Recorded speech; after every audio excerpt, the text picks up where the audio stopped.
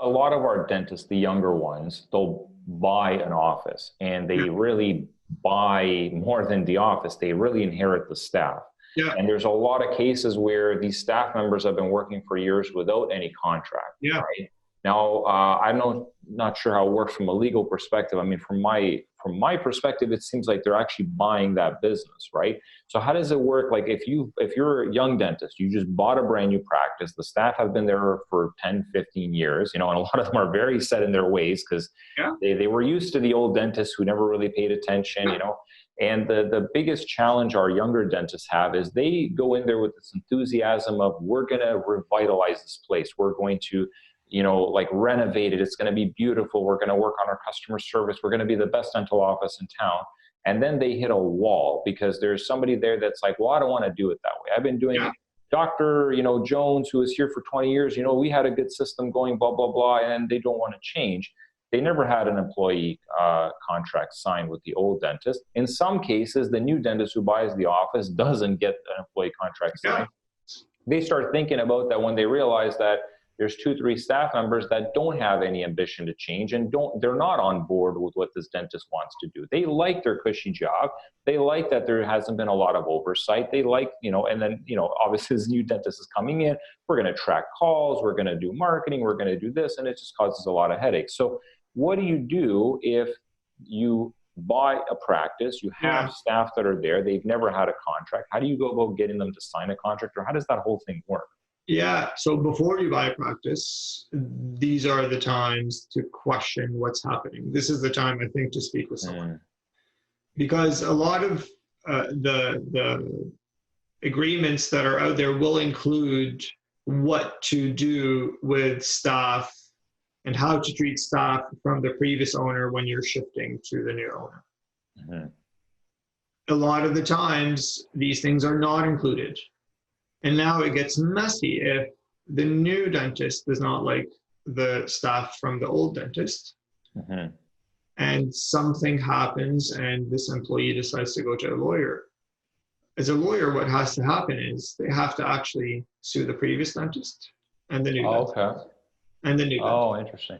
Because we don't know where liability falls. Where we would know where liability falls is to look into the agreement of purchase and sale. There should be the first place that one incorporates what to do with employees. Whether they've been working for a long time or a short time, brand new, or they haven't started yet, you can always introduce a new contract with a caveat. You have to give them an added benefit in this new agreement. Okay, interesting. And this benefit should only be received by them if and when they sign the agreement only. You don't want the situation of them working again and you say, look, this week I will pay you under the new rate. Just sign the agreement. Just give it to me at the end of the week. Then all of a sudden they've been getting paid for something under a previous agreement all of a sudden before signing a new agreement. There's no motivation from a legal perspective, or there's no consideration to make this new agreement actually enforceable, even when signed, because that employee actually got that benefit before they even signed it. So is it like a cash bonus, or is it a raise, or what can it, like, give me an example. What are some of these benefits? What do some dentists do? Yeah, it could be anything and everything that is of value in a weird way. So could it be like a $5 gift card to Starbucks? Like hypothetically, would that even be considered a? I would, it could be, it certainly could be $100 signing bonus. It could be a $50 signing bonus. It could be an added day of vacation for the whole year.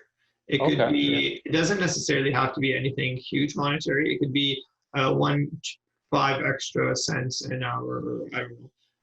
It could be in the form of prolonged monetary payment and a change of rate, or it could be any other benefit that could be given to an employee to sign this agreement. And again, I can't stress the time factor is so important here. If someone receives a benefit, before signing something, this agreement is no longer useful at all. So if someone calls me and says, hey, can I have a new contract to give to this new employee to make them do X, for example, and then I work on it. And next thing I know, this person has already paid under the new rate. Now there's something else that we need to give them, whether it's $50 signing something to entice the employee to get a benefit from signing the new agreement, or else it would not be enforceable.